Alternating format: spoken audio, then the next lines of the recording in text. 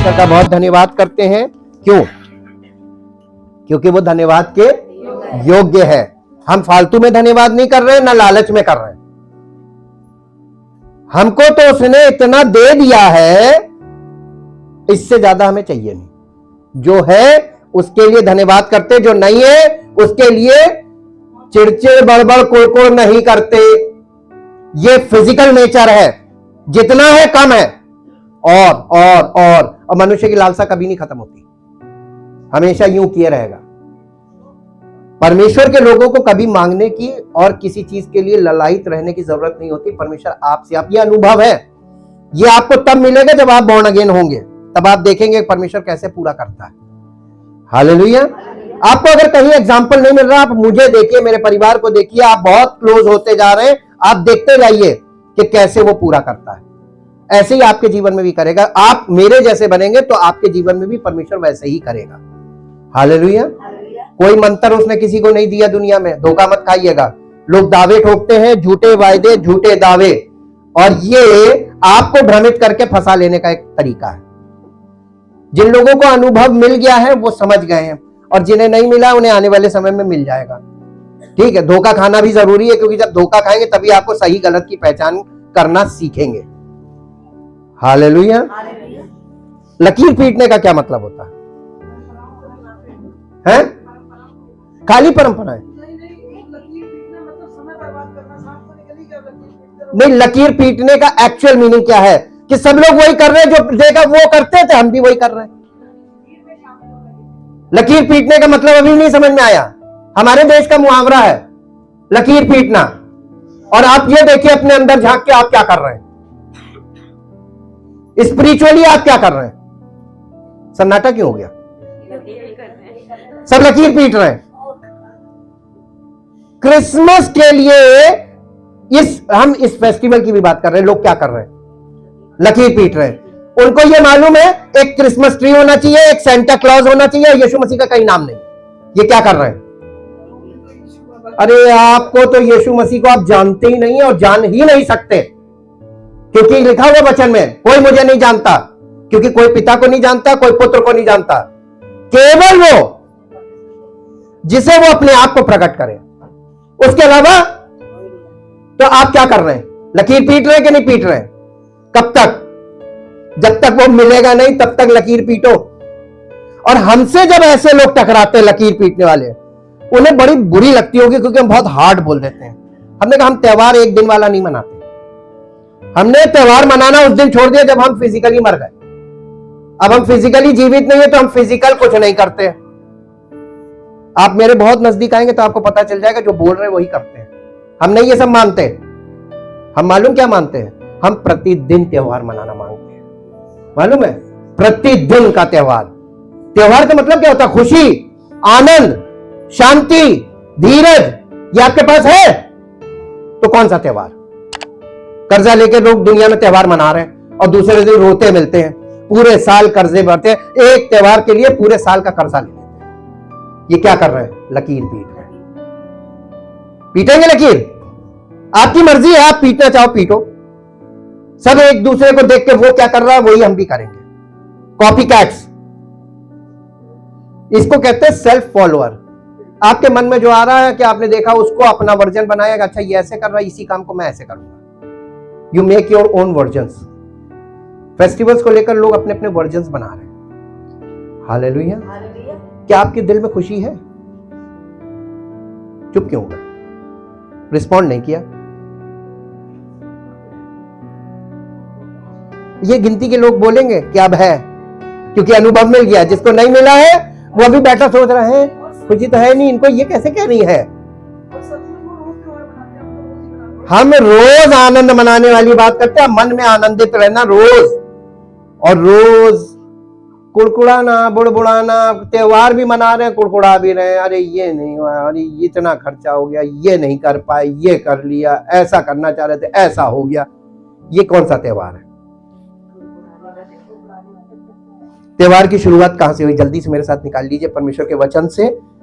आप अपना त्योहार मना रहे हैं, ट्रेडिशनल त्योहार मना रहे हैं कि परमेश्वर के पर्व? हिंदी में पर्व बोलते हैं। पर्व की शुरुआत कहां से हुई और क्यों हुई? मेरे साथ निकालिए लेवी व्यवस्था की पुस्तक, the book of Leviticus in English में भी निकालिएगा, the book of Leviticus, Hindi में लेवी व्यवस्था, उसका 23 अध्याय 1 से 4 तक पढ़िए। फिर यहोवा ने मूसा से कहा, इस्राएलियों से कह कि यहोवा के पर्व जिनमें तुमको पवित्र सभा एकत्रित करने के लिए नियत समय पर यानी नियुक्त समय पर प्रचार करना होगा, वे पर्व ये ही है, यहोवा के पर्व। आप कौन सा पर्व मना रहे हैं? हम तो ट्रेडिशनल पर्व मनाते हैं। यहोवा के पर्व मालूम है आपको? यहोवा मीन्स बिना पवित्र आत्मा के आप कौन सा पर्व मना रहे हैं? लकीर पीट रहे, बोल दीजिए। हम तो दुनिया में देख रहे हैं, व्हाट्सएप पे देख रहे हैं और फेसबुक पे देख रहे हैं, यूट्यूब पे देख रहे हैं, जो दुनिया में चल रहा है वही हम पर्व मना रहे हैं। कौन सा पर्व? अगर मैं आपसे सच्चाई पूछूं तो आपके दिल की हालत बहुत खराब है, आपकी जेब की हालत बहुत खराब है। आप पर्व मनाने के योग्य नहीं है। आपके पास कहीं भी कोई खुशी का, आनंद का स्रोत है नहीं, कोई रीजन नहीं है आनंद मनाने का। पर्व में आनंद मनाने का रीजन होना चाहिए। आप कोई भी काम करते विदाउट रीजन करते क्या है? अगर आप रो रहे हैं तो उसके पीछे कोई रीजन है, आप रो रहे हैं, ये वास्तविकता है। और अगर आप खुशी मना रहे हैं उसके पीछे कोई रीजन होता है, तभी आप खुशी मना रहे हैं। आप पर्व मना रहे हैं, किस खुशी से? रीजन क्या है? क्या आपके पास वास्तविक खुशी आ गई क्या? कर्जा मिल गया इसलिए खुशी मना रहे हैं, पर्व मना रहे हैं। कर्जा मिल गया, खुशी मनाओ। बहुतों को नहीं मिल रहा, हमें मिल गया। कर्जे पे कर्जा नहीं है, कर्जा अच्छी चीज नहीं होती। कर्जे से जितना दूर रह सके, ये आपको डिसिप्लिन सीखना पड़ेगा। आप करेंगे फॉलो, तब आपके बच्चे उसी लीक पे चलेंगे। कर्जा लेने वालों के बच्चे हमेशा कर्जा लेते हैं। आप अपने बच्चों के लिए एक लीक छोड़ के जाएंगे, ये लो बेटा कर्जे की एक ट्रेडिशन ले लो। आज मालूम है इंटरनेशनली, आप फॉरेन कंट्रीज में देखिए, ग्लोबली सारा चीज कर्जे पे डिपेंड है। एजुकेशन ऑन लोन, हर चीज। और ये कर्जा श्राप है परमेश्वर के वचन के अनुसार, और लोग श्राप को भी खुशी में बदल रहे हैं। What a tradition. आप अपनी बिसात में रहना सीखिए ताकि बच्चे भी अपनी बिसात में रहना सीखें। और अपनी बाउंड्रीज को अगर अभी आपने नहीं सही किया, लाइफ में कभी नहीं कर पाएंगे। Now this is the time, start your spiritual journey in every aspect of your life. अपने जीवन के हर क्षेत्र में बाउंड्रीज को सेट करना शुरू कर दें। 2023 के बारे में जानने से पहले, जो सच्चाई बताएंगे आपको आने वाले समय में, उससे पहले हम आपको सिर्फ ये वार्निंग वाला बता रहे हैं। 1 हफ्ता आपके पास अभी है, अपने अंदर जाके झांक कर देखिए आप क्या सोच रहे हैं और क्या कर रहे हैं, और क्या आपकी अपेक्षाएं हैं आने वाले साल में। पूरी एक नहीं होगी, क्योंकि आप फिजिकल माइंड से चल रहे हैं और आप संभावनाओं पर डिपेंड होकर बड़े बड़े गलत निर्णय ले रहे हैं। संभावनाएं हैं, वो कभी पूरी नहीं होंगी। हालेलुया। चीन की जीडीपी को इंटरनेशनल उसने सोसाइटी ने उसको नीचे क्यों कर दिया? आप लोगों ने न्यूज नहीं देखी होगी, हमें मालूम, आप लोग न्यूज से एकदम आउटडेटेड हो गए। चाइना में जीडीपी का लेवल नीचे क्यों गया? जो उसके लिए संभावना रखी गई थी 4 पॉइंट समथिंग था, वो उसको 2 पॉइंट समथिंग कर दिया, 50%, हाफ। ये क्या हो रहा है? संभावनाएं तो बताई जा रही है ये होगा, और पब्लिक संभावनाओं पे अपनी प्लानिंग कर रही है और वास्तविकता कुछ घट रही है। हमने आपको बताया ग्लोबल रिसेशन हो चुका है, लेकिन बताएगा कोई नहीं। बता दिया तो सरकार फेल हो जाएगी। इसी चीज को तो पॉलिसी में कन्वर्ट किया जाता है कि लोगों को पता ना चले, ताकि इन्वेस्टमेंट ना रुके। हालेलुया। हाँ, अब आप बोल रहे हैं, और जो चीज वहां से बोली जा रही है परमेश्वर पहले से बता रहा आपको। ये आपके लाइफ और डिसिप्लिन लाइफ स्टाइल पर डिपेंड करता है, आप कैसा जीवन जी रहे हैं। संभावनाओं पे जीवन जी रहे हैं, वास्तविकता में हम संभावनाओं पे बिल्कुल बिलीव नहीं करते हैं। हम वास्तविकता में बिलीव करते हैं और इसीलिए हम स्लो रहते हैं। और जहां देखते हैं कि बैक स्टेप का हमें मौका, देखिए इतनी स्पीड में चलो कि ब्रेक लग सके। बेतहाशा मत चलो कि ब्रेक लगाने में जब अचानक से ब्रेक लगते लगते भी लगेगी तब तक तुम निपट जाओगे, और यही एक्सीडेंट्स के कारण है। हालेलुया। पर यहोवा के पर्व शुरू कहां से होते हैं मालूम? पहला पर्व कौन सा यहोवा का? 4 पद तक पढ़ दीजिए आगे।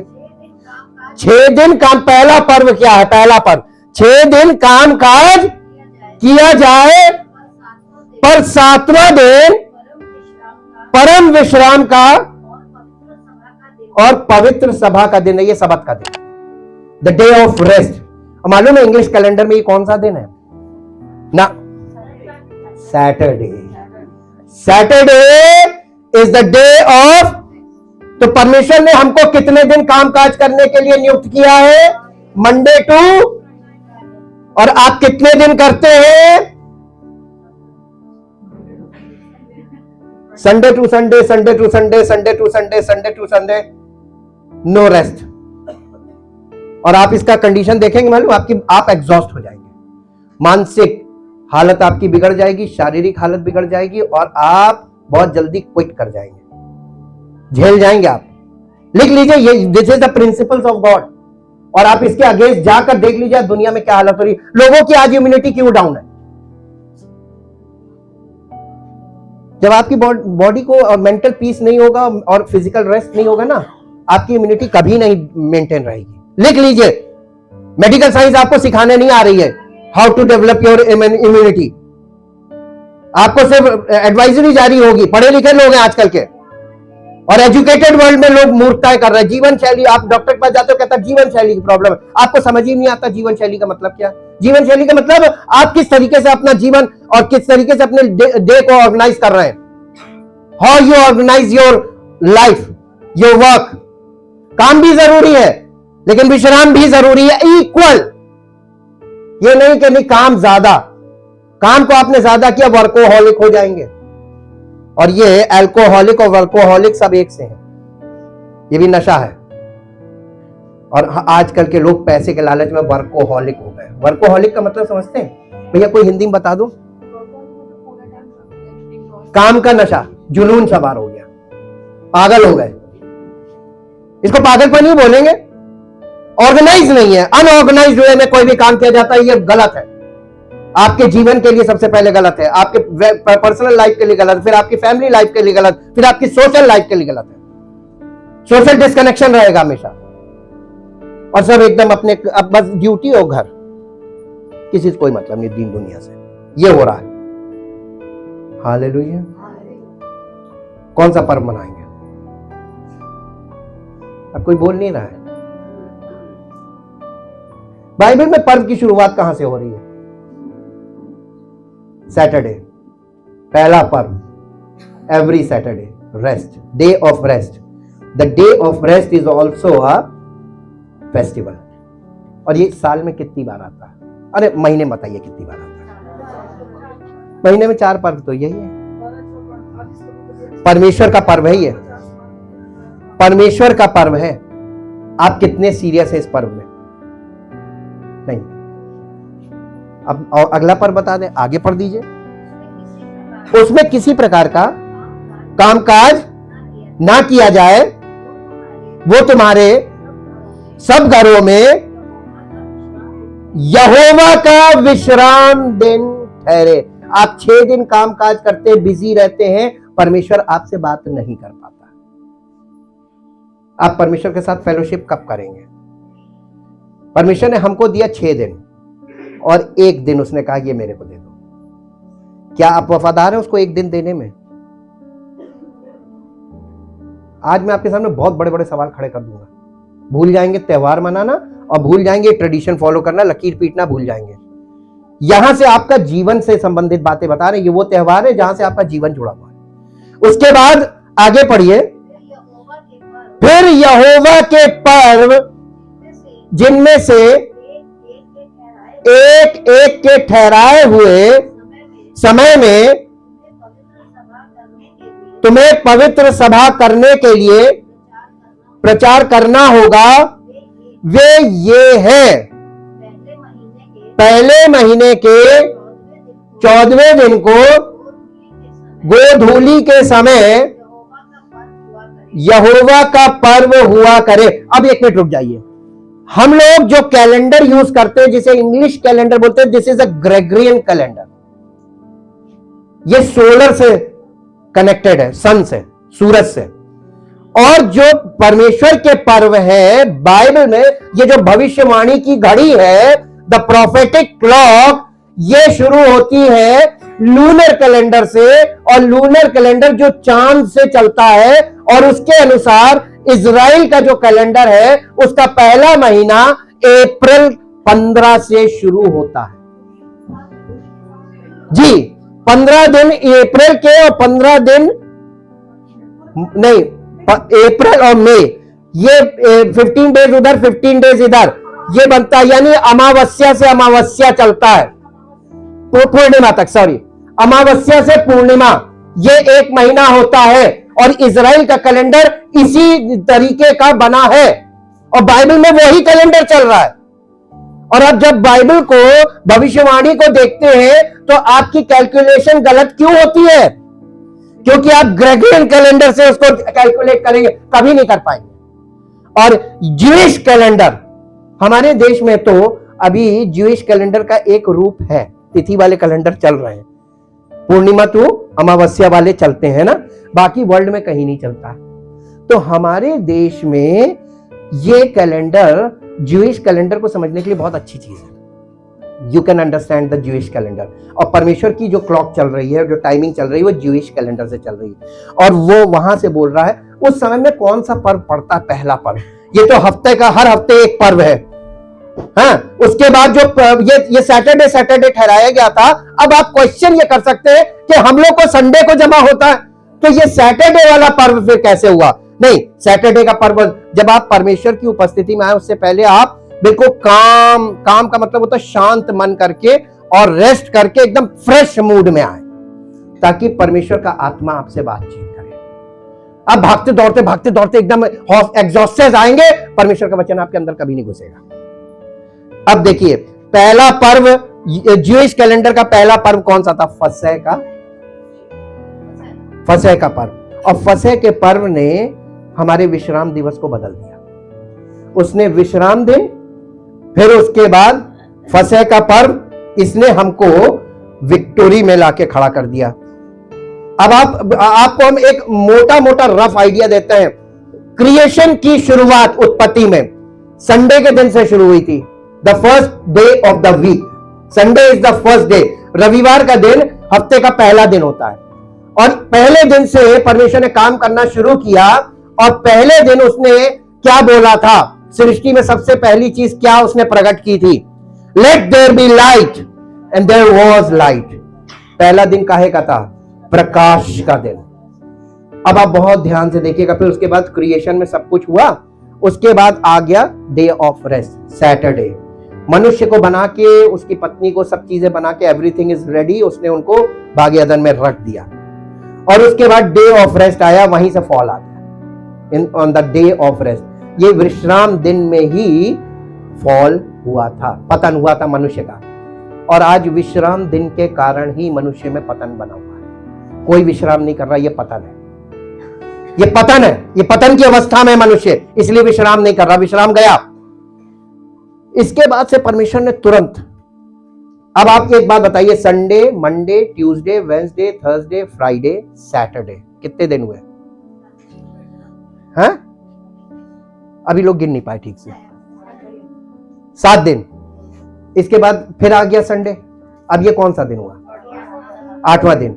8 number is the number of new beginning. Next day से परमेश्वर ने जो संडे पढ़ा, वहां से न्यू क्रिएशन काम शुरू किया, जो आज तक चल रहा है। और इसीलिए जो पर्व दिए गए हैं, पर्व इस बात के प्रमाण है कि परमेश्वर कैसे हमें न्यू क्रिएशन में लाना चाहता है। और ये शुरू होता है पास ओवर से, यानी फसह के पर्व से। और फसह यीशु मसीह के क्रूसीफिक्शन को दिखाता है, हां के ना है? क्रूसीफिक्शन, फिर उसके बाद बरियल, और उसके बाद आप इसमें जाके देखेंगे, हमने आपको फीस बताए हैं, आप हमारी स्टडी पीछे खोल के देखिएगा, तब आपको ये बातें और समझ में आ गई। इसीलिए हम शॉर्ट में बता रहे हैं क्योंकि हम बेस दे चुके हैं। अब जो उसके बाद आता है फीस्ट ऑफ अनलीवेंड ब्रेड, ये अख़मीरी रोटी का पर्व, ये कितने दिन का होता था? 7 दिन का। और परमेश्वर क्या, एक दिन बराबर 1000 वर्ष के। हालेलुया। इसका मतलब ये लंबा चलने वाला पर्व है। तो फसह के मेमने के बलिदान के बाद से ये पर्व चल रहा है। लेकिन उसके बाद पेंतेकोस्त आ गया था 50वें दिन। 50वें दिन पेंतेकोस्त। पेंतेकोस्त का मतलब होता है the feast of first fruits, और वहां पे फीस्ट ऑफ फर्स्ट फ्रूट्स हो गया। उसके बाद से परमेश्वर का ये वाला पेंतेकोस्त के दिन हुआ क्या था? कलीसिया का जन्म। तो कलीसिया कहां से शुरू हो रही है? पेंतेकोस्त से। यानी फसह का सारा काम परमेश्वर ने कर दिया, छुटकारे का सारा काम कर दिया स्पिरिचुअली। अब जो लोग कलीसिया में जुड़े अख़मीरी रोटी के पर्व में आ गए, परमेश्वर के जीवन की रोटी, जीवन का जल और जीवन की ज्योति, तीनों चीजें उनको मिलने लगी। कब तक? तब जब तक कि परमेश्वर उन्हें एक्सेप्ट करके अपनी आत्मा से परिपूर्ण करके प्रकट ना कर दे। पेंतेकोस्त जब आपके जीवन में पूरा हो गया तो समझिए आप सेलेक्टेड हो गए। हालेलुया। अब आपको हम नए नियम में आ जाइए। नए नियम में मेरे नए नियम में जाने से पहले एक वर्ष निकालिए। भजन संहिता 118 अध्याय 24 पद से पढ़िए। भजन संहिता 118 अध्याय 24 पद से जल्दी जल्दी कोई निकालिए, जल्दी जल्दी। भजन संहिता 118 अध्याय। आज वो दिन है जो यहोवा ने बनाया है, हम इसमें मगन और आनंदित हो। जी हाँ। हे यहोवा बिनती सुन, हे यहोवा बिनती सुन, उद्धार कर। ये नहीं कि हम अपने उद्धार के लिए काम कर रहे हैं, भक्ति की शक्ति दिखा रहे हैं, हम प्रार्थना कर रहे हैं, हम उपवास सहित प्रार्थना कर रहे हैं, हम आंसुओं के साथ प्रार्थना कर रहे हैं, हम रेगुलर कुछ कर रहे हैं, हम ये कर रहे हैं, हम वो कर रहे हैं, हम तमाम रिचुअल्स को पूरा करके अपना उद्धार का काम कर रहे हैं, या हम परमेश्वर के ऊपर भरोसा कर रहे हैं, प्रभु उद्धार कर।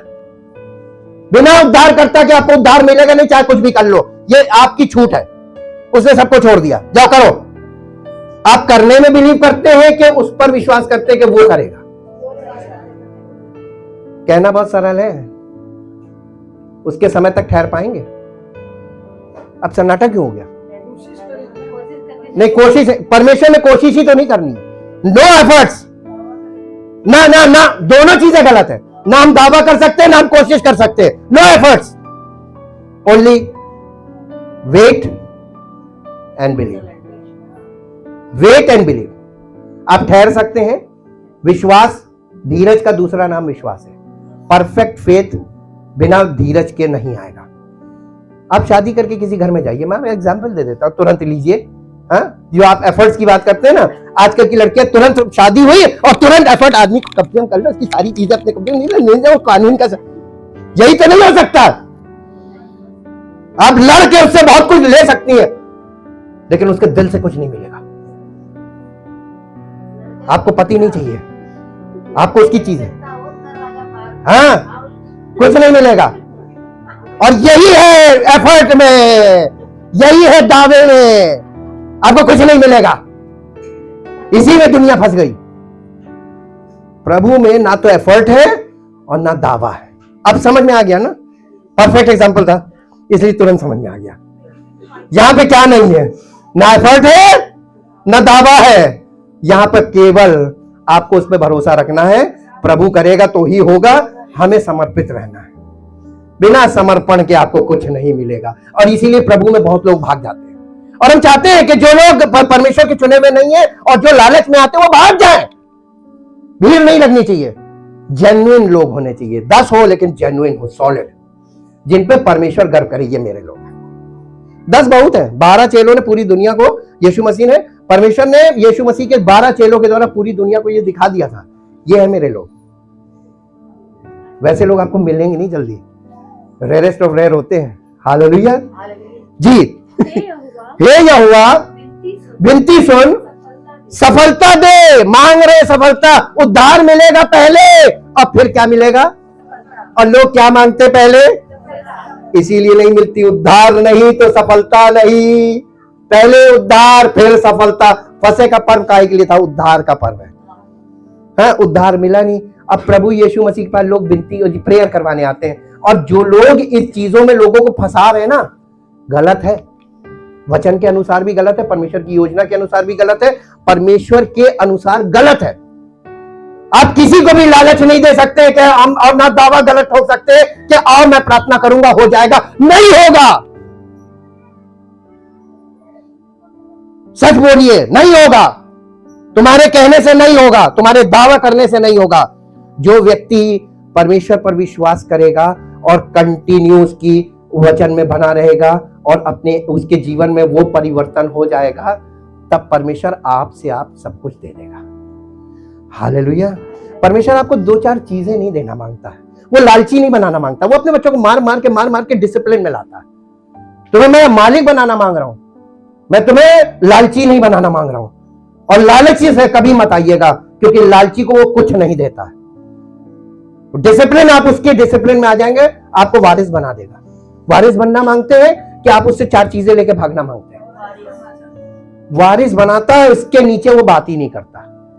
बाकी लोगों को कहता जाओ, चुटुर पुटुर किसी को कुछ छोटा मोटा काम हो जाता है तो वो सोचता है हमने प्रार्थना किया हो गया। अरे गलत घमंड मत करना, प्रार्थना से नहीं हुआ, वो तो तुमको किनारे लगा दिया उसने। ला तुझे ये चाहिए, ले भाग। इसको मालूम है परमेश्वर को ये रुकने वाला नहीं है, ये ले भाग। अब मालूम है किस किस चीज में भागते हैं लोग लेके। सर्दी जुकाम हो गया, आ गया, ठीक हो गया, हाँ अब ठीक हो गया। और जब ठीक हो गया तो फिर कौन आता है? वो छोटी छोटी वाली चीजें। बुखार आ रहा तो बुखार ठीक हो, अरे परमेश्वर हमारा बुखार उखार तो ये आजकल मामूली बात है। हाँ, एक सड़क छाक डॉक्टर के पास जाएंगे वो भी ठीक कर देगा।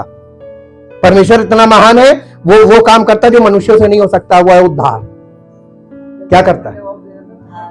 हाँ, जब डॉक्टर बड़े से बड़ा डॉक्टर जवाब दे दे आपको, तब कौन काम करता है? लेकिन कंडीशन अप्लाई, अगर तुम उस पर भरोसा रखोगे तो, नहीं तो वो भी नहीं होगा। हालेलुया। ट्राई करके देख लीजिएगा, रिस्क उठाना पड़ेगा। और आगे पढ़ दीजिए। धन्य है वो कौन है जो यहोवा के नाम से आता है। यहोवा कौन है? पुराने नियम में पवित्र आत्मा का नाम, परमेश्वर की आत्मा का नाम क्या था? यहोवा। परमेश्वर का आत्मा, यहोवा परमेश्वर का आत्मा। और जो धन्य है वो जो यहोवा के नाम से आता है। हमने तुमको यहोवा के घर से आशीर्वाद दिया है। यहोवा के घर से, बहुत ध्यान रखिएगा, टेंपल से नहीं, चर्च से नहीं, मस्जिद से नहीं, मंदिर से नहीं, यहोवा के। अब आप यहोवा का घर ढूंढते रहिए, पृथ्वी पर नहीं मिलेगा। सही बता रहे हैं आपको। बाइबल की लैंग्वेज आपको इतनी आसानी से नहीं समझ में आने वाली है, मसलहत वाली भाषा। अब आप इसमें लूका रचित सुसमाचार उसका 11 अध्याय 9-10 पद पढ़ दीजिए। उसमें आगे दिया होगा रेफरेंस इंग्लिश में, 9-10। और मैं तुमसे कहता हूं, नहीं 10 अध्याय का वहां पे जा बेटा, पीछे जहां पढ़ रही थी। हाँ, उसमें देखो नीचे, हाँ ये पढ़ दो। मत्ती रचित सुसमाचार 21 अध्याय 42 पद। बाइबल खुद अपने आप को बताएगी कि कहां क्या लिखा है। यीशु ने उनसे कहा, क्या तुमने कभी पवित्र शास्त्र में ये नहीं पढ़ा, जिस पत्थर को, ये राजमिस्त्री कौन है? रिलीजियस, जिस पत्थर को, ये पत्थर कौन है? जिस रिलीजियस लीडर ने जिसको निकम्मा ठहराया, ये किसी काम का नहीं जी, वही कोने के सिरे का। जाओ बेटा, अभी तो तुम लोग यही सोच रहे हो ना कि ये रिलीजियस लीडर ये कह रहा है, ये रिलीजियस लीडर ये कह रहा है। ये रिलीजियस लीडर यीशु मसीह को नहीं मानते, उसको निकम्मा ठहराते। वो कहते हैं मैं दावा, मेरे पास आओ, मैं करूंगा। अब आप देखिए, ये लूका रचित सुसमाचार निकालिए मेरे साथ, लूका रचित सुसमाचार, मरकुस रचित सुसमाचार और उसका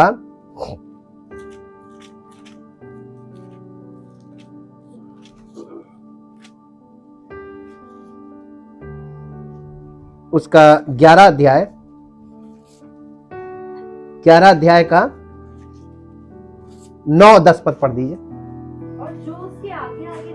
और जो उसके आगे आगे जाते और पीछे पीछे चले आते थे, पुकार कर कहते जाते थे कि होशन्ना।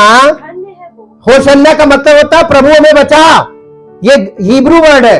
होशन्ना मीन्स परमेश्वर मेरा उद्धार कर जी, धन्य है वो जो प्रभु के नाम से आता है। ये किसको कह रहे थे कि धन्य है वो जो प्रभु के नाम से आता है? डर क्यों रहे? ये यीशु मसीह जा रहा था, ये क्रूसिफिक्शन से पहले है ना, पाम संडे वाला सीन है। वहां पे पुराने नियम के जो भविष्यवाणी में शब्द लिखा है वही यहां पर लिखा हुआ है। धन्य है वो जो प्रभु के नाम से आता है। वो कौन है? धन्य का मतलब आशीषित है वो जो प्रभु के नाम से आता है। प्रभु के नाम से कौन आया? केवल एक व्यक्ति आया और पूरी दुनिया ने उसको एक्सेप्ट नहीं किया, पर जितनों ने उसे एक्सेप्ट कर दिया वो परमेश्वर की संतान बन गए। अधिकार किसने दिया? उसी ने। अब देखिए मेरे साथ इसे मत्ती रचित सुसमाचार 11 अध्याय 25 पद से पढ़िए। मत्ती रचित सुसमाचार 11 अध्याय 25 पद। उसी समय यीशु ने कहा, हे पिता, स्वर्ग और पृथ्वी के प्रभु, मैं तेरा धन्यवाद करता हूं कि तूने इन बातों को ज्ञानियों और समझदारों से छिपा रखा और बालकों पर प्रकट किया है। किन बातों को? कि धन्य है वो जो प्रभु के नाम से आता, वो है कौन? नहीं, इसी बात को आप कह रहे हैं ना, जो हमने आपको परमेश्वर के वचन से दिखाया, लेकिन इसी बात को परमेश्वर ने छिपा दिया। किसी को नहीं पता कि धन्य कौन है। अब सब इधर उधर खोजबीन कर रहे हैं जी। नहीं, धन्य, हाँ कहाँ आगे पढ़ो बेटा। हाँ, हे पिता, क्योंकि तुझे यही अच्छा लगा। मेरे पिता ने, अब बहुत ध्यान से सुनिएगा, यीशु मसीह कह रहा है मेरे पिता ने मुझे सब कुछ में क्या क्या आ गया?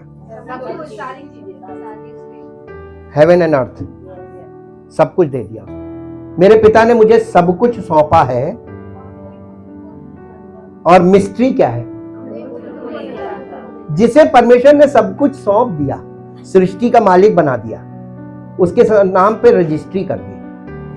अब ये पृथ्वी की रजिस्ट्री किसके नाम पे है? उसको सील्ड बोलते हैं, है ना? सील्ड आपको प्रकाशित वाक्य की पुस्तक में मिलेगी। सील्ड, ये रजिस्ट्री किसके नाम से है? पृथ्वी की। और कोई नहीं जानता। आपको मालूम था? आज तक नहीं मालूम था ना।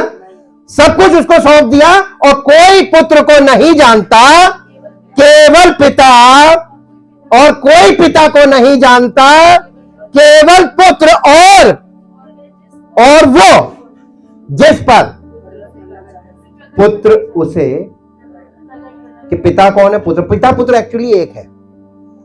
पिता पुत्र एक है और इनको कोई नहीं जानता दुनिया में। सृष्टि का मालिक कौन? ये तो आप सुन के बोल रहे हैं, मैं अनुभव से बोल रहा हूं। उसके अलावा कोई है ही नहीं। करके देख लो, सारे एफर्ट कर लो, प्रयास ही तो तुम्हारा गड़बड़ है। तुम फिजिकल माइंड से प्रयास करते हो, संभावनाओं पे काम करते हो, तुम क्या जानो जी। कोई नहीं जानता कि पुत्र कौन है, पिता कौन है, और पिता को नहीं जानता, केवल वो। अब ये बताइए कि लोगों को ये बात पता कैसे चलेगी कि कौन है? जल्दी से बता दीजिए। तो पढ़े लिखे लोग हैं, इतनी स्टडी के बाद इतना फंस गए। वचन में लिखा हुआ है कि पुत्र को पिता को कोई नहीं, पुत्र को कोई नहीं जानता केवल पिता, और पिता को कोई नहीं जानता केवल पुत्र, और वो जिस पर पिता और पुत्र अपने आप को प्रकट करें। पतरस को किसने प्रकट किया था? पिता ने प्रकट किया था ना। यीशु मसीह ने कहा ये बात तुझे खून और गोश्त ने नहीं बताई, ये मेरे पिता ने तुझे स्वर्ग से प्रकट की। पिता ने, देखो परमेश्वर आत्मा है, आप लोग कंफ्यूज मत हुआ कीजिए। परमेश्वर ने अपनी आत्मा के द्वारा प्रकाशन दिया था, रेवलेशन। रेवलेशन के बिना कोई आप उसको नहीं जान सकते। रेवलेशन का मतलब होता है प्रकाशन, और प्रकाशन का मतलब होता है वो आपको टेक्स्ट मैसेज नहीं देगा, वो आपको प्रकट करेगा, दिखा देगा। ये आज तक कभी नहीं प्रकट हुआ होगा। लिख के दे रहा हूं मैं आपको, लिख के दे रहा हूं। जिसको प्रकट हो जाता है ना, उसका जीवन, बोली, व्यवहार, स्वभाव सब बदल जाता है। वैसा रहता ही नहीं नॉर्मल इंसान। और वो त्योहार नहीं मनाता, क्योंकि उसको प्रभु मिल गया, आनंद में प्रतिदिन आनंदित रहना है। तो हमें त्योहार की क्या जरूरत है? जो रोज मौज मनाता है उसको क्या त्योहार? त्योहार कौन मनाते हैं? जो हर दिन दुखी रहते हैं, वो साल में एक बार खुश हो जाते हैं। आज थोड़ी देर तो खुशी मना लो, फिर तो रोना आई है। ये है ये आप लोगों के त्योहार जो मानव रूप में मनाए जा रहे हैं, दिखावे के। मन नहीं लग रहा है, खुशी में मन नहीं है, लेकिन मना रहे हैं। कोई देख रहा, मन में अंदर दुख में रो रहे हैं, कोई हाँ ठीक है, फिर जैसे अकेले में पे मुंह उतर गया। असलियत छिपाए छिपाए घूम रहे हैं। हालेलुया। किसको पता चलेगा कि वो कौन है? सृष्टि का मालिक कौन है? किसको पता चलेगा? अब ये बताइए, अखमीरी रोटी का पर्व इसीलिए रखा गया है ना, ये लॉन्ग पीरियड है। पहले रोटी खाओ, जीवन की रोटी, जीवन का जल और जीवन की ज्योति, ये तीन चीजें मिलेंगी तब प्रकाशन आपको मिल जाएगा। कौन है? हालेलुया। हाँ, सारे दिन, प्रतिदिन। तो हमने वो परमेश्वर की ओर से ये इंतजाम हो तो गया है, आपको मिल रहा है कि नहीं मिल रहा है? हैं? अब कोई ये नहीं कह सकता कोरोना रिटर्न्स।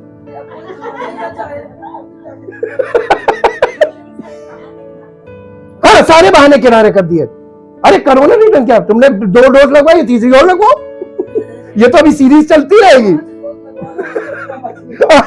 नहीं, ये तो हमारी संभावना है, आगे क्या होगा, डोज पर डोज चलती रहेगी। कोई वो तो वो बोलते हैं इसके बाद भी होगा। बस ये है कि क्रिटिकल स्टेज से बच जाओगे। हालेलुया। संभावना को इतना बस है कि क्रिटिकल स्टेज से जाने से बच सकते हैं, लेकिन आपके ऊपर निर्भर करता है, not on medical science. Medical science आपको यानी जनरल चीज बताएगी, स्पेसिफिक तो आपका डॉक्टर बताएगा। हालेलुया। कौन सा त्योहार मनाएंगे? मेरे साथ निकाल लीजिए। आपको मैं एक त्योहार दिखाऊं बाइबल में, नए नियम का त्योहार। वो आपको मिलेगा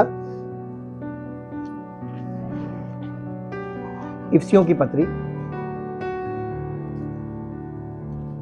आगे निकल गए, हम आगे निकल गए।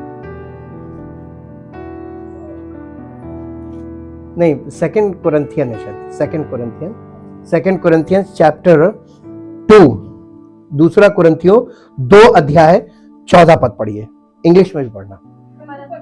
परंतु परमेश्वर का धन्यवाद हो जो किसमें? मसीह में सदा। पहली चीज मसीह में, कंडीशन देखेगा मसीह में, और कब तक? साल में एक बार, सदा, ऑलवेज। हाँ, मसीह में हमको सदा। जय के उत्सव में, ये एक और पर्व है, जय का उत्सव। इसमें उत्सव मनाया जा रहा है इस पर्व में। ये काहे का पर्व है?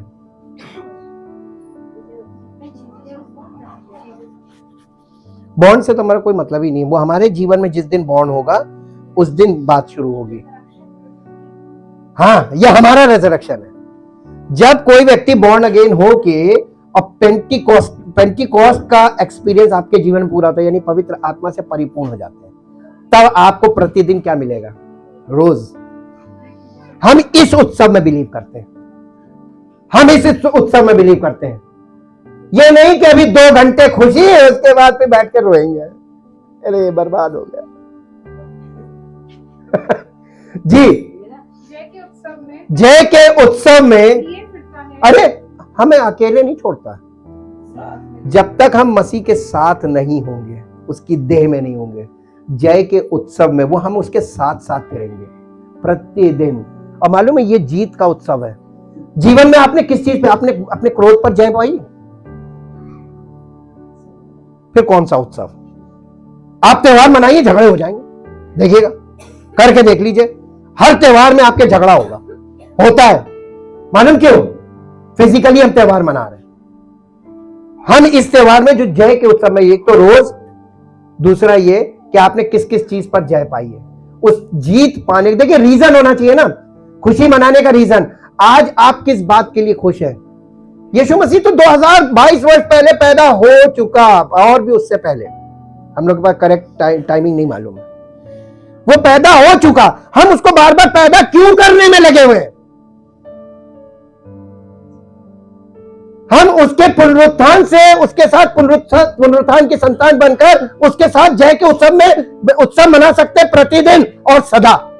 हम इस पर क्यों नहीं जाते हैं? क्योंकि सुसमाचार नहीं फैला, ट्रेडिशन फैल गया, और लोग ट्रेडिशन को ज्यादा फोकस करने लगे, सुसमाचार छोड़ दिया। हालेलुया।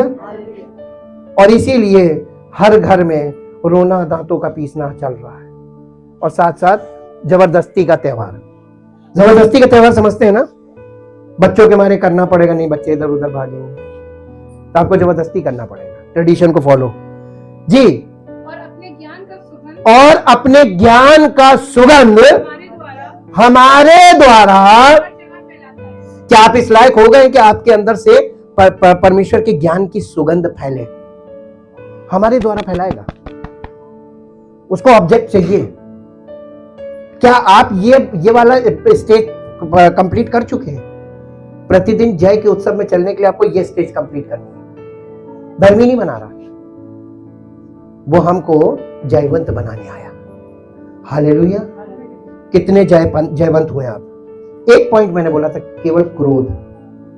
आप क्रोध पर जय नहीं पाए। इसका मतलब मसीह में आप जितना सरेंडर करेंगे, उतना आपके अंदर से जो मानव स्वभाव वाले दुर्गुण है ना, ये आपके जीवन में अलग निकलते जाएंगे। धैर्य ना होना, इससे भी झगड़े होते हैं। गुस्सा कब आता है? जब आप धैर्य नहीं रख पाते। जहां आपका धैर्य घटा, वहीं क्रोध फटा, है ना? बम फट गया। और इसी से सारा आपका जीवन, और मालूम है फिर आपकी ये जब नेचर में बना रहता है, घड़ी घड़ी क्रोध, घड़ी घड़ी क्रोध, आप चेक कराएंगे तो आपको पता चलेगा कि आप बीपी के पेशेंट हो गए। और बीपी और शुगर, दो चीजें आपके जीवन में राज्य करने लगेगी। हालेलुया। और अब मेडिसिन उसके ऊपर राज्य करेगी, उसके ऊपर डॉक्टर राज्य करेगा। कौन फलवंत होगा? और दवाई वाले नहीं वो अकेला नहीं, पैथोलॉजी वाले नहीं, ये फिर अकेला नहीं, तो पूरा सिस्टम काम करेगा। हालेलुया। कौन से उत्सव में जाना चाहते हैं? इंग्लिश में पढ़ दो बेटा इसको, 14th verse. But thanks be to God who in Christ always leads us in triumph as trophies। Hindi में बता दो। as ट्रू का मतलब सच्चा, फीस्ट का मतलब त्योहार, पर्व। जो हमें सच्चे पर्व में, मसीह के द्वारा हमें सच्चे पर्व में ट्रॉफीज। ट्रॉफी का मतलब आप जीतते तो आपको क्या मिलता है? ट्रॉफी। आपको ट्रॉफी मिली? हाँ, ट्रॉफीज यानी बहुत ढेर सारी हैं। कितनी जीती आपने? देखिए दुर्गुण भी तो ढेर सारे ना, क्रोध है, लालच है, ये सब चीजें हैं। जिस चीज को आप छोड़ेंगे उसकी एक ट्रॉफी मिलेगी। आपने पिछले साल से इस साल किस किस चीज को छोड़ा? कौन सी चीज आपसे दूर हो गई जिस पे आप जय पा गए? वो आपके वश में। जब मैं नहीं चाहूंगा गुस्सा नहीं कर पाऊंगा, मुझे जबरदस्ती गुस्सा आएगा ही नहीं। अब बताइए, ट्रॉफी मिलेगी? किसी को नहीं चाहिए? हाँ, तो रिस्पॉन्ड तो कोई कर नहीं रहा। ट्रॉफी चाहिए ना? ट्रॉफी कैसे मिलेगी? त्योहार मनाएंगे, खुशी मनाएंगे, जबरदस्ती की ट्रॉफी मिलेगी? नहीं मिलेगी। ये वो भी कहेगा थम्स अप। जी, As trophies of Christ's victory. As trophies of Christ's victory. किसकी? क्राइस्ट का मतलब मसीह। मसीह की देह में जब आप रहेंगे तो मसीह की देह में रहने के कारण मसीह की देह को के नाम से आपको ट्रॉफीज मिलेंगी और ये परमेश्वर की ओर से मिलेगी। हालेलुया। और इसीलिए पौलुस ने लिखा था कि मसीह में हम जयवंत से भी बढ़कर है, कोई चीज हमें हरा नहीं सकती। और अगर कोई हारा हुआ है और कह रहा है कि मुझे शैतान ने ऐसा कर दिया, मैं तो मसीह पे विश्वास करता था, ये गलत, झूठा विश्वासी है। मसीह की देह में आपके पास ट्रॉफीज होनी चाहिए। सच्चे मसीह की पहचान ही वही है, सच्चे विश्वासी की पहचान है ट्रॉफीज। एक सच्चे खिलाड़ी की पहचान बताइए, है? जो व्हाट्सएप पे अपना वो फैलाता रहे कि देखो मैंने ये जीता, मैंने ये जीता। ट्रॉफीज, जिसके घर में ढेर सारी ट्रॉफीज लगी है, क्रिकेट की ढेर सारी ट्रॉफीज लगी, बैडमिंटन की, इसका मतलब उसका खिलाड़ी है ना?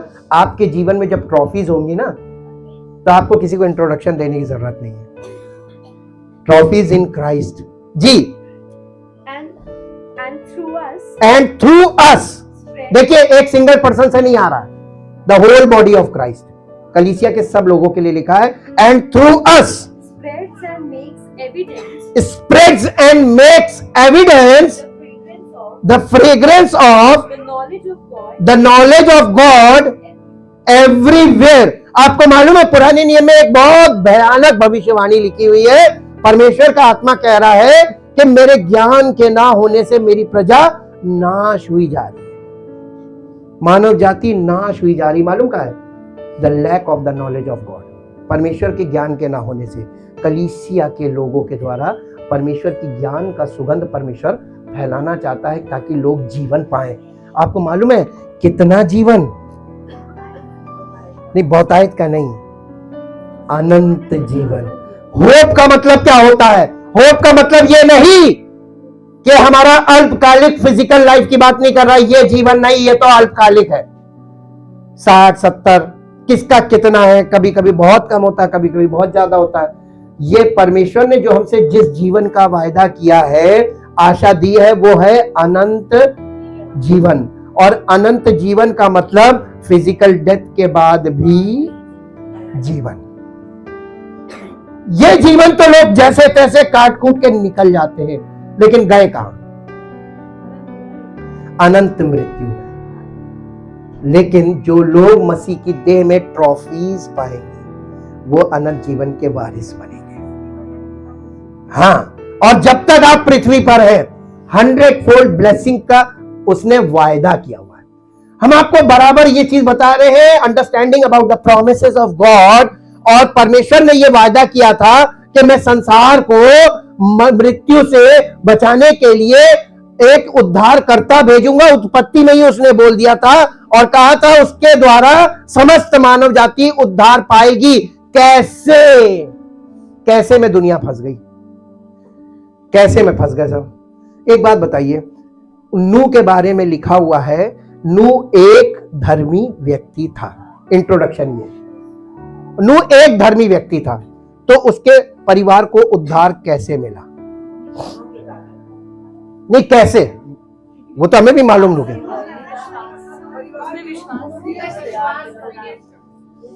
अब सुनिए, ये पिक्चर है पूरी, ये हमारे उद्धार की पिक्चर है और ये उस समय की पिक्चर है जब रिलीजन नहीं था पृथ्वी पर। नूह जब पृथ्वी पर था, नूह के समय में कोई रिलीजन नहीं था। मसीह में भी कोई रिलीजन नहीं है, वहीं पे जाके रिलीजन खत्म होता है। और इसीलिए वहां पर दिखाया है नूह एक धर्मी व्यक्ति था, उसके 3 बेटे थे और तीनों शादीशुदा थे, 3 बहुएं थी और उसकी पत्नी थी। अब एक बात बताइए, नूह एक धर्मी व्यक्ति था, ठीक? और नूह, जब धर्मी व्यक्ति वर्ड आ जाता है ना, राइचियस पर्सन, इसका मतलब ये को कमांडिंग नहीं था, वो कमांड नहीं करता था। यानी वो ये नहीं कहता था ये करो ये करो ये करो, किसी को कुछ नहीं। गलत बात पर डांटता जरूर था, लेकिन वो हुक्म नहीं देता था ये करो ये करो। नूह को परमेश्वर ने कहा कि तू एक जहाज बना, क्योंकि जल प्रलय मैं लाने वाला हूं। और नूह ने जहाज बनाया। ये जो जहाज बन रहा था ये प्रचार था किस बात का, कि जल प्रलय आने वाली है। और नूह पर लोग हंसते थे क्योंकि उस समय तक बारिश कभी हुई नहीं थी, जल बरसा ही नहीं था कभी। तो लोग कहते थे ये क्या चीज होती बारिश, नूह सठिया गया, पागल हो गया, और उसका मजाक उड़ाते थे। लेकिन नूह उस जहाज को अकेले बना रहा था कि पूरा परिवार लगा हुआ था। कैसे, फिर कैसे? नूह कभी हुक्म नहीं देता था, यानी आदेश नहीं देता था ये करो ये करो। नूह को जो परमिशन ने कहा था जा लकड़ी काट, तो वो जंगल में जाता था लकड़ी काटने, उसके बेटे उसके साथ साथ। फिर बहुएं भी जाती थी खाना लेके, भाई ये लोग काम कर रहे हैं इनको खाना दो। तो बहुओं का काम क्या था, उनको समय पे खाना पहुंचाना ताकि वो काम करते रहें। उसके बाद नूह की पत्नी भी, नूह की पत्नी और उसके बेटों की पत्नियां, ये एक टीम, और नूह के बेटे ये एक टीम, दो टीम हो गई मेल फीमेल। ये देखिए दो मेल फीमेल टीमें काम कर रही हैं। स्त्रियां अपना काम कर रही हैं और पुरुष अपना काम कर रहे हैं जहाज बनाने में। और जो हेल्प की बात थी, जितनी हेल्प का काम था वो सब स्त्रियां करती थी, मेन काम कौन करता था, पुरुष करते थे। और इस तरीके से वो जहाज बन रहा था।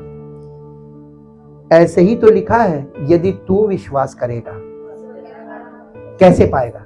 नूह की जाके पिक्चर देख लो, नूह एक धर्मी व्यक्ति था। यदि तू उद्धार पा गया, यानी परमेश्वर की धार्मिकता तेरे जीवन में पूरी हो गई, तेरा घराना उद्धार पा जाए, कैसे?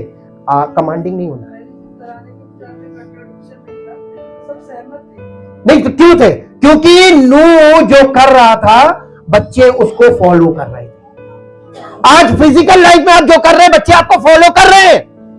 आप उनको कोई सी भी एजुकेशन दिला दीजिए, मैं लिख के देता हूं स्टैम्प पेपर पे, बच्चे उस एजुकेशन के अनुसार नहीं करेंगे, जो आपको करते देखेंगे वही करेंगे।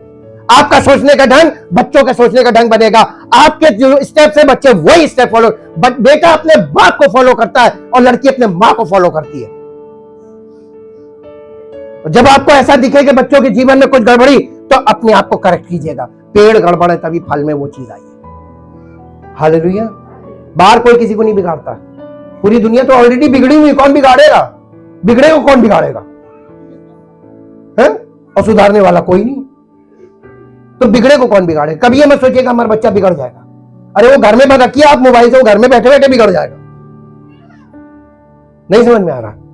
मोबाइल दे दीजिए बच्चे को, घर में बंद कर दीजिए, सारी खुराफात वो घर में ही करेगा रहेगा। तब आप क्या कहेंगे, उसने बिगाड़ा? नहीं, बिगाड़ता कोई किसी को नहीं है। प्रत्येक मनुष्य अपनी अभिलाषा के द्वारा खींचकर और फंसकर परीक्षा में पड़ता है, ये याद रखिएगा। टेंडेंसी सबके अंदर होती हैं। कभी अपने बच्चे को दूध का धुला मत समझिए, सारी खुराफात उसके अंदर ऑलरेडी है, सारे सीड्स हैं, बस जैसे ही उसको माहौल मिलता है वो सीड तुरंत काम करने लगता है। हालेलुया। जैसे आप पेड़ में के बीज डाल दीजिए, खाद पानी मिलेगा, सूरज की रोशनी मिलेगी, अपने आप उगाएंगे। बच्चे के अंदर से वो चीजें जो निकलती हैं ना, वो अपने आप निकलती, खुराफात उसके अंदर भरी हुई है। हालेलुया। कौन सा उत्सव मनाना पसंद करेंगे आप बताइए? परमेश्वर के उत्सव थोड़े सीरियस है। इसमें पवित्र सभा क्यों बोली है? पवित्र सभा यानी पवित्र आत्मा जिस सभा में काम करे। आज आप खुशी के मौके पे आए, ये बहुत अच्छी बात है। This is the special occasion for the spirit of God. परमेश्वर की आत्मा के लिए बहुत स्पेशल ओकेजन है। आपके जीवन में इसी समय राइट सीड शो करेगा। कहां तुम दुनिया के चक्कर में पड़े हो? दुनियावी त्योहारों को नहीं, अपनी जीत का त्योहार मनाओ। जब तुम्हारे जीवन में तुम्हें जय मिलेगी, अंदर से जो खुशी आएगी वो एक्सप्रेस नहीं कर पाओगे। हालेलुया। और तुम्हारी खुशी में दुनिया कहेगी पागल हुआ जा रहा है, पता नहीं क्यों खुश है इतना, सब रो रहे हैं। आज मातम मचा हुआ पूरी दुनिया में। आप किस बात की खुशी मनाने के लिए? फिजिकली किस बात की खुशी मनाएं? बीमारियों में लोग मर रहे हैं, समस्याओं में लोग फंसे हुए हैं, अब तो पैसे की तंगहाली चल रही है, दुनिया का मृत्यु की कगार पे बढ़ रही है, विश्व युद्ध ठहरा हुआ एकदम नक्के पे। और ऐसे में क्या खुशी मनाएं? एक तरफ दुनिया में लोग मर रहे हैं, मौतें हो रही हैं, एक तरफ लोग बर्बाद हुए जा रहे हैं, देश के देश बर्बाद हो रहे हैं। हम किस बात की खुशी मनाएं? हाँ, बहुत बुरा हाल है, बहुत बुरा हाल है भैया। एक एक हफ्ते का वहां पे टाइम लग रहा है इसके क्रिमेशन में। हाँ, अच्छा 20 डेज हो गया। बाप रे बाप। किस बात की खुशी मनाएं? दूसरे के दुख पे हम खुशी मना सकते हैं? ये इंसानियत नहीं है। इंसानियत ये है खुद जागो, दूसरों को जगाओ। कहां हो भैया संभावनाओं में खोए हुए? हालेलुया। कुछ जागे के अभी भी सुरूर है। लास्ट में मेरे साथ एक पद निकालिए जो आपको मिलेगा, पहला यूहन्ना। देखिए, मैं आपको सुसमाचार के आधार पर सब बातें बताता हूं और सुसमाचार के आधार पर हमारा जीवन है जी। किसी को ट्रेडिशन पसंद हो तो ट्रेडिशनल जगह ढूंढ ले जी। पहला यूहन्ना 5 अध्याय। अरे नहीं मिला जी। हाँ, पहले से पढ़िए। जिसका ये विश्वास है कि यीशु ही मसीह है, वो परमेश्वर से जन्मा है। हाँ, परमेश्वर से उत्पन्न हुआ। जिस दिन आपको ये विश्वास हो जाए, पक्का दृढ़ निश्चय कि यीशु ही मसीह है, आप समझ लीजिए बॉर्न अगेन हो गए। सरल हो गया ना? लेकिन आपको मालूम है, इसका लग रहा है सरल, लेकिन आपको दृढ़ निश्चय इस बात का हो जाए कि यीशु ही मसीह है, इसके पीछे थोड़ा प्रोसेस है। प्रोसेस में चलेंगे, इंग्लिश में पढ़ दीजिए यही वाली लाइन। पहला, everyone who believes adheres to, trusts and relies on the fact facts that Jesus is the Christ, the Messiah, is a born again child of God. is a born again child of God. बस, this is the first part. Born again child of God. Who? He who believes. Believes का मतलब जो ये मान लेता है, प्रतीति कर लेता है that Jesus is the Christ. और इस बात पे भरोसा कर लेता है, ट्रस्ट से। उसके बाद adhere to, trust And relies on the fact and relies on the facts का मतलब क्या है? जो तथ्यों पर आधारित विश्वास करता है। तथ्यों पर आधारित विश्वास करता है। तथ्य कहां मिलेंगे? यहां है तथ्य। इन पर आधारित विश्वास करना, बाइबल के वचन पर आधारित विश्वास करना, वो बॉर्न अगेन हो गया। और इसमें आपको लगेगा टाइम, पक्का जी। and everyone who loves the Father also loves the one born of him, his offspring। यानी जो पिता से प्रेम करता है वो उससे उत्पन्न से भी प्रेम करेगा। और पिता से उत्पन्न कौन हुआ था? नहीं, यीशु मसीह। अगर आप पिता से प्यार करेंगे तो आप पुत्र से प्यार करेंगे। और पूरी दुनिया में लोग पिता परमेश्वर सब पिता से सब प्यार करने का दावा कर रहे हैं, लेकिन पुत्र से प्यार ना करके इस दावे की हवा निकाल रहे हैं। सेल्फ गोल मार रहे हैं। मारो बेटा, कितना मारोगे? अपनी टीम को हरा रहे हो, अपना ही परिवार, अपना जीवन बर्बाद कर रहे हो। जो पिता से प्रेम करने का दावा करता है वो पिता से उत्पन्न यानी प्रभु यीशु मसीह पर विश्वास करना चाहिए। और अगर नहीं कर पा रहा है तो पिता से प्यार नहीं करता, झूठा है। हाँ, पिता कोई नहीं बोलता। बोलने का अधिकार तो यीशु मसीह से मिलेगा ना। जो कोई उस पर विश्वास करेगा उसने यह अधिकार दिया कि परमेश्वर की संतान बने, तब वो पिता कह सकते हैं बॉर्न अगेन होने के बाद जी। आगे, अरे हिंदी में आगे आइए। दूसरा पद, एक पद था बस, खत्म चैप्टर।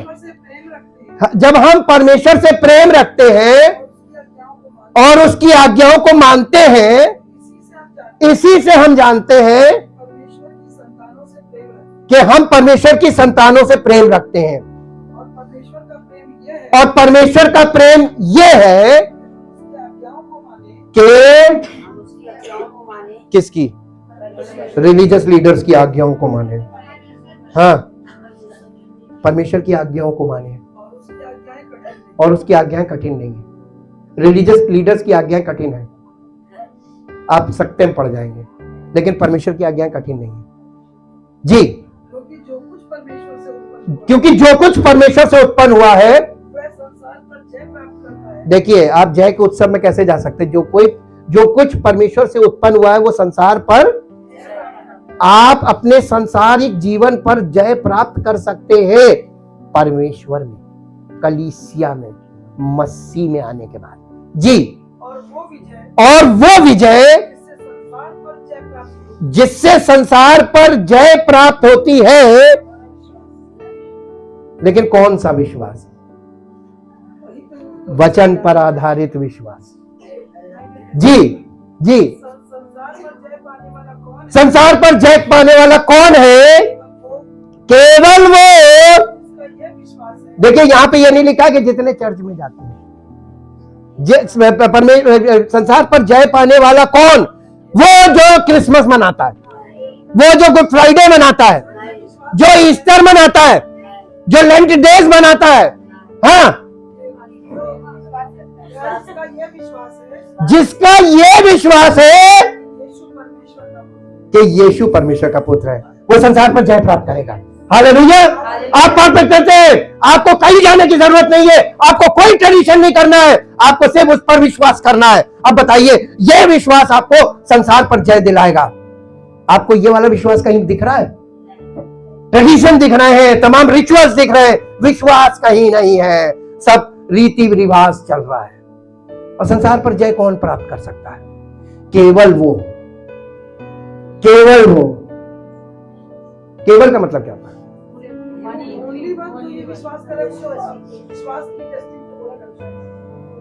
परमेश्वर के वचन पर आधारित विश्वास, वो जय पाएगा, संसार पर जय पाएगा। क्या आप चाहते हैं कि ये साल की एंडिंग तक आपको जय पाने का समाचार मिल रहा है? प्रॉमिसेस ऑफ गॉड, परमेश्वर अपने वायदे पूरे करने में सक्षम है और अपने वायदे अपने समय पूरा करेगा। उसको मत बताओ ये करो ये मत करो, उसको मत बताओ कि मैं आता हूं, उसको सब मालूम है तुम किस तरीके से आते हो, तुम किस नियत से आते हो, किस भावना से आते हो और क्यों आते हो। और वो तुमको वो चीजें नहीं देना मांगता है जो तुम मांग रहे हो, वो तुमको वो देना मांगता है जिसके तुम लायक नहीं हो, तुम्हें वारिस बनाना मांगता है। हम अभी अपने बेटे के बेटे को, पोते को छड़ी से मैंने मारा डिसिप्लिन के लिए। मालूम क्यों मारा? ये मार उसको वारिस बनाने के लिए बहुत जरूरी है। छड़ी, डिसिप्लिन बहुत जरूरी है, क्योंकि अगर वो हमारे घर में पैदा ना हुआ होता, हम उसे नहीं मारते, हम दूसरों को थोड़ी ना मारेंगे। परमेश्वर के घर रहने में जब पैदा हो जाओगे तो परमेश्वर क्या करेगा? क्यों? वारिस बनाएगा। वो जिद कर रहा था ये दे दो ये दो, हमने नहीं मिलेगा। ऐसे ही आप लोग जब परमेश्वर के पास आते हैं कि ये दे दो ये दे दो, कहते नहीं मैं तुम्हें वारिस बनाऊंगा, रेगुलर आओ, इस परिवार में सदस्य बनो, देखो मैं तुम्हें वारिस बना के खड़ा करूंगा। संसार पर जय पाने वाला कौन? जिसका ये विश्वास हो कि यीशु ही मसीह है, वो जयवंत हो जाएगा। और ये इतनी ट्रॉफियां तुम्हारे जीवन में होंगी, तुम्हारे चारों तरफ लोग कहेंगे ये है परमेश्वर का संतान। हालेलुया। अब परमेश्वर के संतान की एक पहचान और है, वो लोगों में मेल कराने लगेगा। अभी क्या है, आप कहीं झगड़ा हो, फिजिकल लाइफ में आपको बता रहे हैं, आपके घर में, आपके परिवार में, आपके मोहल्ले में, हर जगह होता है, कॉन्फ्लिक्ट्स होते हैं, झगड़े होते हैं। जब आप वहां पर जाते हैं, मैं आपको बताऊं, बाइज्ड माइंड होते हैं आप उस ओर झुक जाते हैं जो आपका पक्ष है, और आप दूसरे पक्ष को दोषी ठहराने लगते हैं, है ना। लेकिन जब न्याय आसन पर बैठा जज है, उसके पास जाते हैं, तो वो बाइज्ड नहीं होता है, वो पक्षपात नहीं करता। वो उसको क्या है, उसको दोनों पक्षों की सुननी है और एनालिसिस के द्वारा ये देखना है कि किसकी कहां क्या गलती थी, उसके आधार पे न्याय दिया जाता है। हालेलुया। तो एक हाथ से ताली बजती है, ताली बजने के लिए कितने हाथ चाहिए? हैं? 2 हाथ। और अगर एक हाथ ना हो किसी का तो ऐसे ऐसे बजाएगा, नहीं ऐसे ऐसे बजाएगा, आवाज नहीं आई, वो बात अलग, ताली तो बजा रहे। ताली में आवाज कहां से आ गई? ताली बज रही, ये खड़ताल बजा लो। ताली कभी एक हाथ से नहीं, इसीलिए कभी भी कोई कॉन्फ्लिक्ट होता है उसमें एक तरफा नहीं होता, कुछ होता दोनों तरफ से है। हाँ, 2 आंख 2 कान और मुंह एक दिया, न्याय कहां से करना है? इसकी भी सुनो इसकी भी सुनो, लेकिन बोलने से पहले सोचो।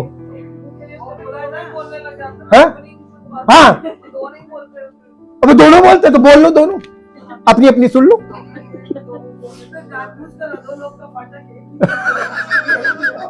यही काफी है।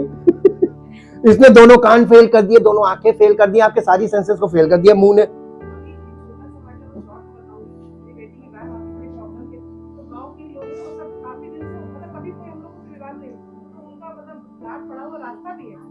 किसी रास्ते से आप मोबाइल नहीं निकालेंगे।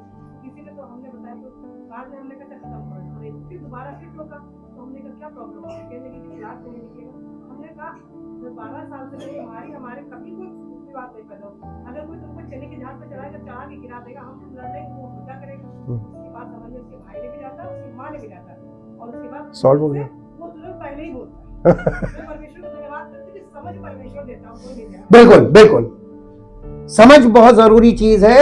आपको लगता है कि आप समझदार हैं, लेकिन आप नहीं हैं। आप किसी भी विषय में जाकर गलत तरीके से पेश आते हैं, वो आपके समझ को दिखा देता है।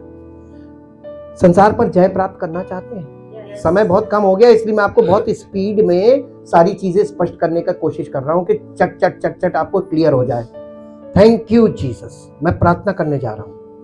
यीशु मसीह कहने लगा कि यदि मनुष्य सारे संसार को प्राप्त करे और अपने प्राणों की हानि उठाए तो उसे क्या लाभ। हो सकता है आपको संसार में सब कुछ प्राप्त हो जाए, साम दाम दंड भेद लगा के कर रहे हैं लोग, लेकिन उनके प्राण चले जा रहे हैं। आप ये सोच लीजिए कि ऐसा वक्त आ गया है कि आप पहले सोचते थे कि अरे मृत्यु नहीं आएगी, अब तो मृत्यु आम बात है, चट चट चट चट चट चट चट चट हो रही है। कब आ जाएगी, कब आप घर में बैठे बैठे लेटे लेटे चलते फिरते चले गए। अब आप ये बताइए कि आपके पास सब कुछ आपने प्राप्त कर लिया फिजिकली और अपने प्राणों की हानि उठाई तो आपको क्या लाभ हुआ। इसीलिए परमेश्वर ने अपने पुत्र को भेजा कि जाओ, जो विश्वास करे उसके जीवन में मैं एक काम करूंगा, मैं उसे अनंत जीवन का वारिस बनाऊंगा।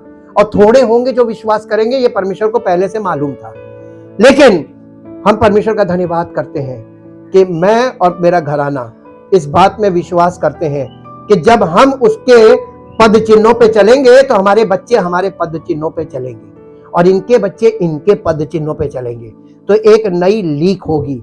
और जब जो लीक हमारे जैसे नूह के जमाने में हमने देखा, जैसे अब्राहम से हमने देखा, अब्राहम चला तो अब्राहम की भी जो होते बच्चे थे वो उसकी लीक में नहीं, सब बच्चे चले तो एक बेटा चला, उस एक बेटे के जितने बच्चे हुए वो चले, वहां से भी लीक निकलती है।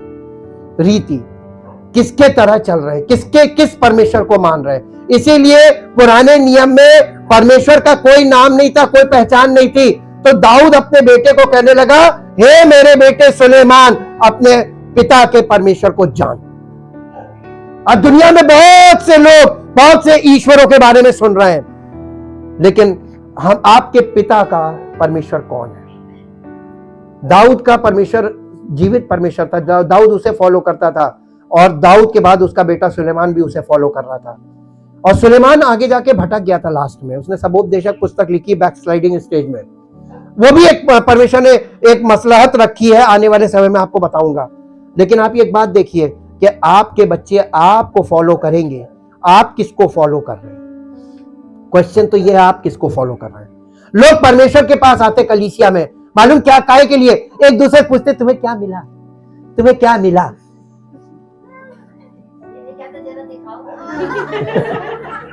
लेकिन कोई हमसे पूछे कि तुम्हें क्या मिला तो मैं उसको बताऊंगा मुझे कुछ नहीं मिला, यहाँ इस पृथ्वी पर कुछ नहीं। लेकिन मुझे जो मिला है ना, वो बिरले किसी को मिलेगा, वो है अनंत जीवन। मैं मरने के बाद भी जीवित रहूंगा, मेरे प्राण जीवित रहेंगे, मेरी आत्मा जीवित रहेगी। शरीर देह तो नाशवान है, ये इसकी एक लिमिटेड पीरियड है, एक टाइम है, ड्यूरेशन, उसके बाद ये खत्म हो जाएगी। चाहे आप कितना भी कर लो, कोई सी भी एक्सरसाइज कर लो, कोई सा भी योगा कर लो, कोई सी भी मेडिसिन खा लो, ये सब भ्रम है।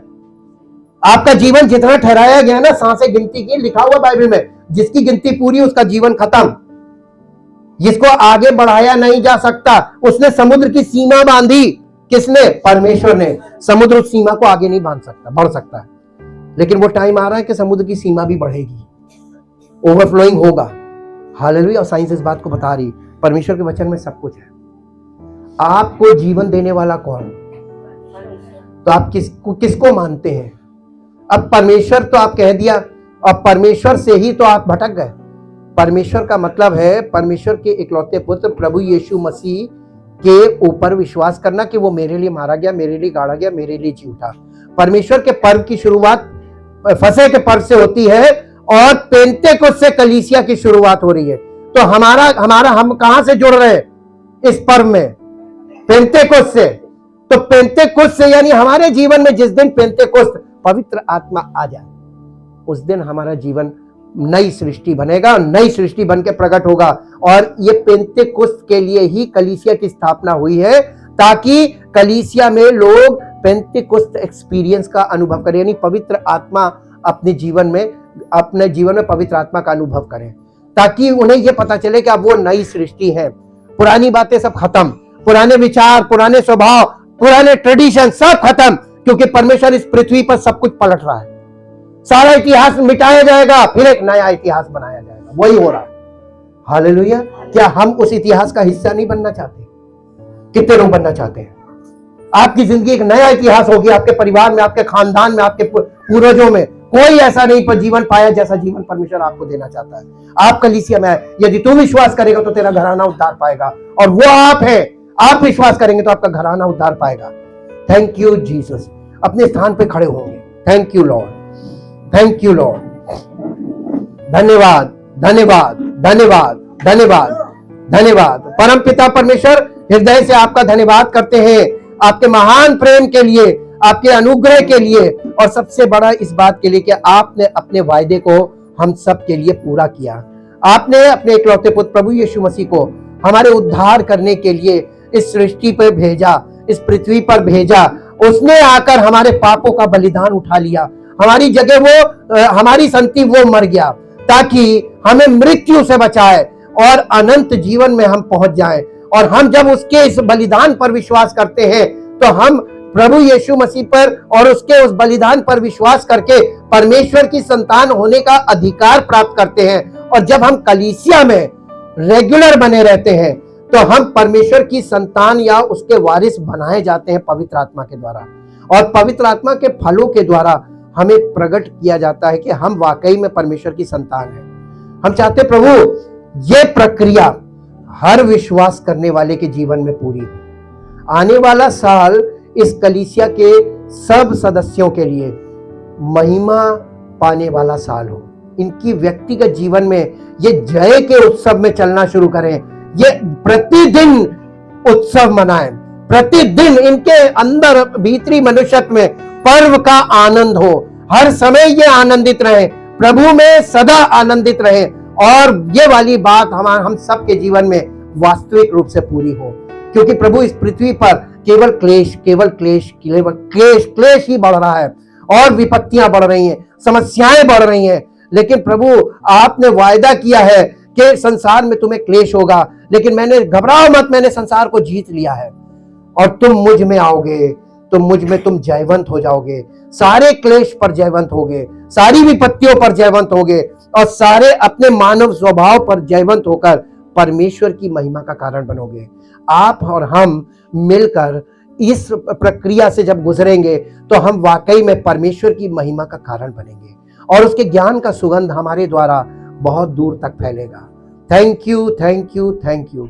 परम पिता परमेश्वर, आपसे विनती करते हैं, जितने लोगों ने आज ध्यान धर के आपके वचन को सुना है, और जिनके हृदय में पवित्र आत्मा उनसे बात कर रहा है, चाहते प्रभु उनके जीवन में अद्भुत आश्चर्य कर्म हो, और नई सृष्टि बनकर वो आपकी महिमा का कारण बने, और सारी महिमा आपको मिले। इस प्रार्थना को आपके इकलौते पुत्र प्रभु यीशु मसीह के नाम से मांगते हैं, आमीन।